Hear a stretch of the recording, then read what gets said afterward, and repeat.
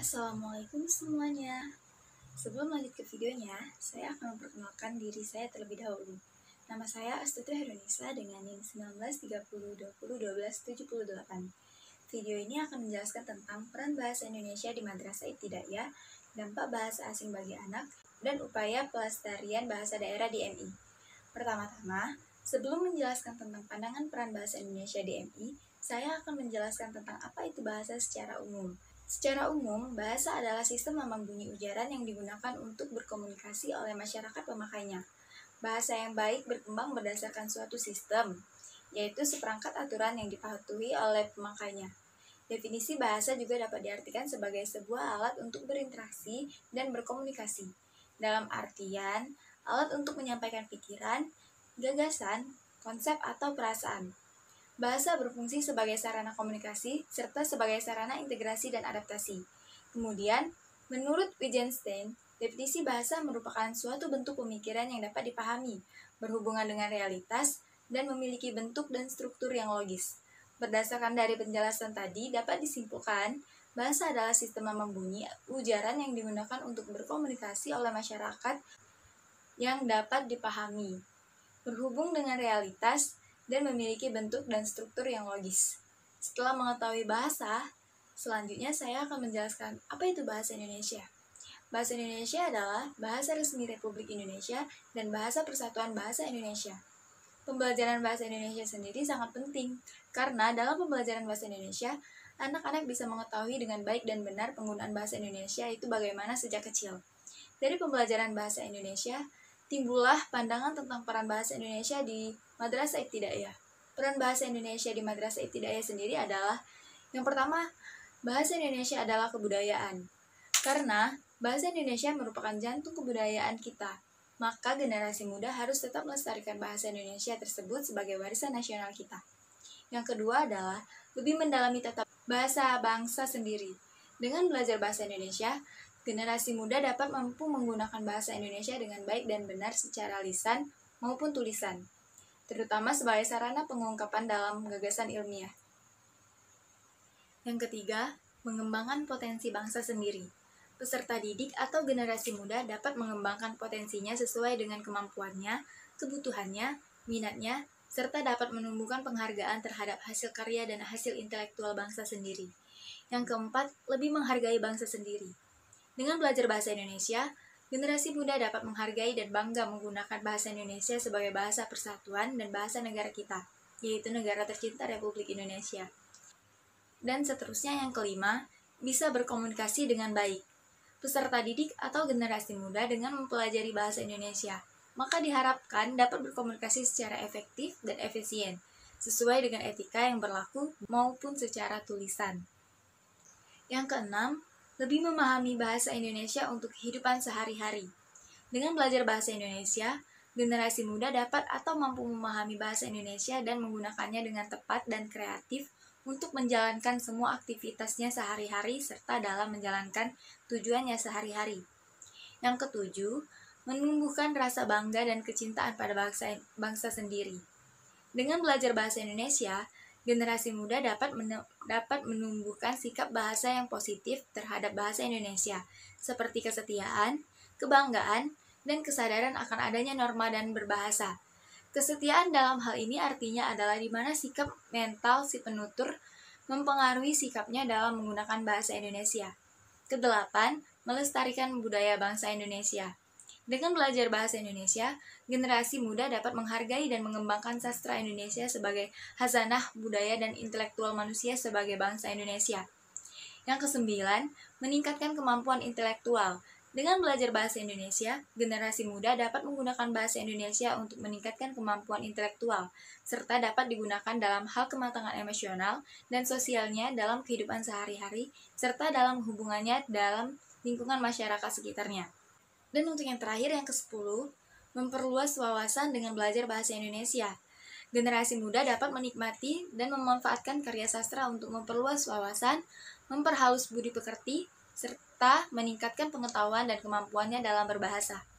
Setelah mengetahui peranan pembelajaran bahasa Indonesia, maka timbullah juga beberapa tujuannya, yaitu yang pertama, Peserta didik dapat mengapresiasi dan merasa bangga pada bahasa Indonesia sebagai bahasa negara dan persatuan. Yang kedua, peserta didik mampu menguasai bahasa Indonesia mulai dari arti, makna, bentuk, dan fungsi pemakaiannya dengan akurat dan inovatif dalam rangka berbagai hal, kebutuhan misi, dan situasi. Yang ketiga, peserta didik mempunyai kapabilitas memakai bahasa Indonesia untuk mengembangkan kapabilitas atau keterampilan sosial, emosional, dan intelektual. Yang keempat, peserta didik mempunyai kapabilitas dalam kemampuan berpikir dan berbahasa secara solid. Dan kemudian yang kelima, peserta didik dapat merasakan kegunaan karya sastra untuk meningkatkan kepekaan sosial, memperluas cakrawala dan wawasan, melatih kepribadian, mendalamkan pengetahuan. Yang keenam, peserta didik mampu mengapresiasi budaya Indonesia, baik dari segi abstrak maupun konkret, sehingga jiwa luhur dan kebaikan dari nenek moyang bisa terwariskan. Dari tujuan yang telah dijelaskan, tentu akan lebih baik segalanya bisa tercapai, ya kan? Agar tujuan bisa tercapai, dibutuhkan pengajaran bahasa Indonesia secara tepat, guna, dan struktur. Oleh karena itu, sangat dibutuhkan peran guru dalam pembelajaran bahasa Indonesia agar kualitas pembelajaran dan metodologi bisa tercapai dengan baik. Menurut Tarigan pada tahun 1989, Tarigan berpendapat terdapat pendekatan komunikatif atau model pembelajaran yang bisa digunakan secara efektif. Hal ini bertujuan agar pembelajaran bahasa Indonesia bisa lebih efektif dan tepat guna pada siswa madrasah ibtidaiyah. Terdapat beberapa tips dan caranya. Yang pertama, metode bermain peran.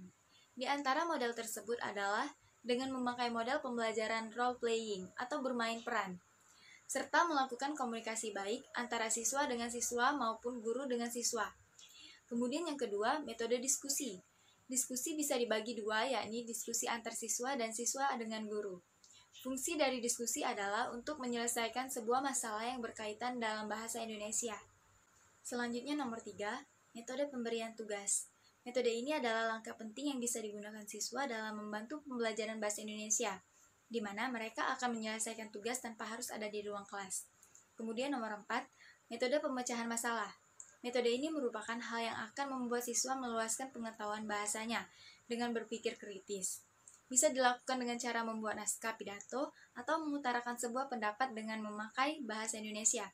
Selain pembelajaran bahasa Indonesia seperti yang saya jelaskan terlebih dahulu, bahasa asing juga banyak dipelajari oleh warga Indonesia, bahkan untuk anak-anak sekalipun. Bahasa asing sendiri adalah bahasa yang digunakan oleh negara lain. Masuknya bahasa asing ini tentunya memiliki dampak pada anak. Terdapat dua dampak, yaitu dampak positif dan negatif. Untuk yang pertama, dampak positif bahasa asing bagi perkembangan anak antara lain. Yang pertama itu adalah mampu meningkatkan pemerolehan bahasa anak.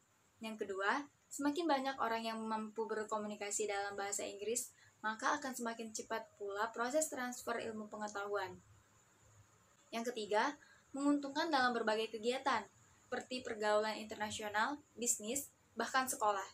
Yang keempat, anak dapat memperoleh 2 atau lebih bahasa dengan baik apabila terdapat pola sosial yang konsisten dalam komunikasi, seperti dengan siapa berbahasa apa, di mana berbahasa apa, atau kapan berbahasa apa. Selanjutnya yang kelima, anak akan memulai tahap perkembangan bahasa yang relatif sama, meskipun setiap anak dapat mencapai tahap-tahap tersebut pada usia yang berbeda. Selanjutnya yang keenam, sangat baik untuk kondisi fisik dan kemampuan kerja otak. Selanjutnya, dampak negatif masuknya bahasa asing yaitu yang pertama, anak-anak mulai mengentengkan atau menggampangkan untuk belajar bahasa Indonesia. Kemudian yang kedua, rakyat Indonesia semakin lama-kelamaan akan lupa kalau bahasa Indonesia merupakan bahasa persatuan.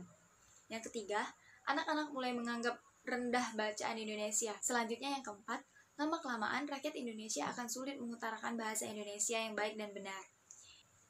Dan yang kelima, mampu melunturkan semangat nasionalisme dan sikap bangga pada bahasa dan budaya sendiri. Setelah mengetahui peranan bahasa Indonesia di MI, pandangan tentang peran bahasa asing di MI, selanjutnya yang terakhir adalah upaya pelestarian bahasa daerah di MI. Bahasa daerah sendiri memiliki artian bahasa yang dituturkan di suatu wilayah dalam sebuah negara berdaulat, yaitu di suatu daerah kecil, negara bagian federal, provinsi, atau teritori yang lebih luas. Bahasa daerah ini adalah salah satu aset bangsa yang wajib untuk kita lestarikan. Meski terdapat bahasa Indonesia sebagai bahasa persatuan, namun Identitas kedaerahan yang ada pada bahasa daerah tak boleh luput dan diabaikan. Bahasa daerah masih tetap bisa dipergunakan dalam kehidupan sehari-hari sebagai bahasa kedua utamanya dalam situasi non-formal. Namun, sangat disayangkan, di zaman modern seperti sekarang ini, bahasa daerah sudah mulai jarang digunakan. Oleh sebab itu, saya akan menjelaskan upaya melestarikan bahasa daerah khususnya di MI. Yang pertama, meningkatkan daya tarik anak untuk mempelajari bahasa daerah.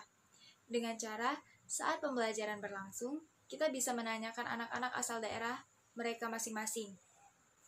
Jika sudah mengetahui asal daerah mereka, kita dapat mengambil salah satu bahasa dari daerah anak-anak. Lalu, memperkenalkannya bagaimana bahasa daerah yang digunakan di daerah tersebut. Hal ini juga bisa digunakan dengan metode belajar sambil bermain, contohnya dengan menggunakan metode kuis. Yang kedua, mengajarkan bahasa daerah tersebut dan lebih jauh lagi dimasukkan ke dalam kurikulum pendidikan di sekolah. Jika dimasukkan ke dalam kurikulum pendidikan sekolah, tentunya akan menjadi hal wajib yang harus dipelajari oleh anak-anak. Selanjutnya yang ketiga, bertegur sapa saat di luar jam pelajaran berlangsung. Hal ini dapat melancarkan penggunaan bahasa daerah untuk anak-anak. Mungkin itu saja yang dapat saya jelaskan. Bila ada salah kata saya minta maaf, kepada Allah saya mohon ampun. Zikir, fikir, dan amal soleh. Wallahu muwaffiq ila aqwamit thoriq. Wassalamualaikum warahmatullahi wabarakatuh.